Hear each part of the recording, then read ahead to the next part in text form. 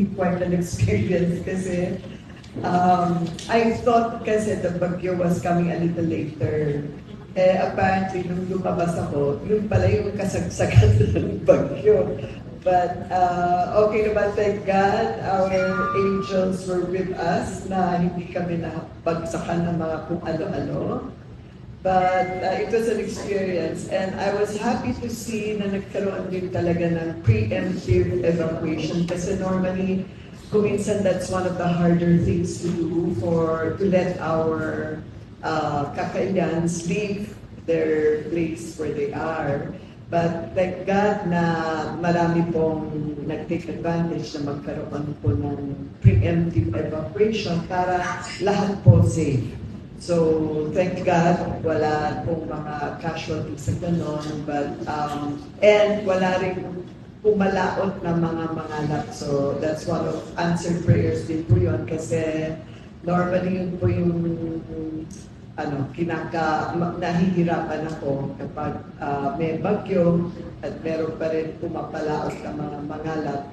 Siyempre, after a while, you have to be concerned kasi baka mawala sila, mag-drown, which is what happened in the past. So, yun. Initial reports have come to about 2,600,000, close to 3 million ang lumalabas na for the agriculture. With regards the infrastructure, wala pa kaming plan. But for agriculture, it's come to about 2.6 something.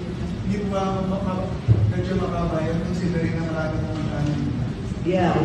Actually, I was surprised nga na it's baka kasi initial pa lang. We haven't really gotten far enough to be able to but so far, it's been 2 million. And I pray, ang ganda na lang talaga kasi kawawa naman lahat tayo, kawawa naman yung ating mga manalon. Kasi syempre, these are times of harvest then. Diba? So, I'm praying na ang ganda na lang talaga.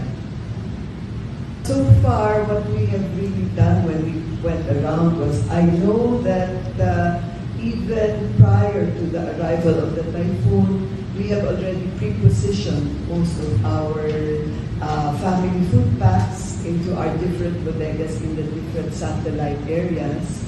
So we had our warehouses ready for distribution. But at that time na umikot din ako, nagpadagdag din po ako ng mga family food packs at meron po tayo nakuha mga hygiene kits. Tapos thank you din po kay GM Mel Robles kasi nagpadala po sila ng charity bag. So we will be able to take that also to bring to our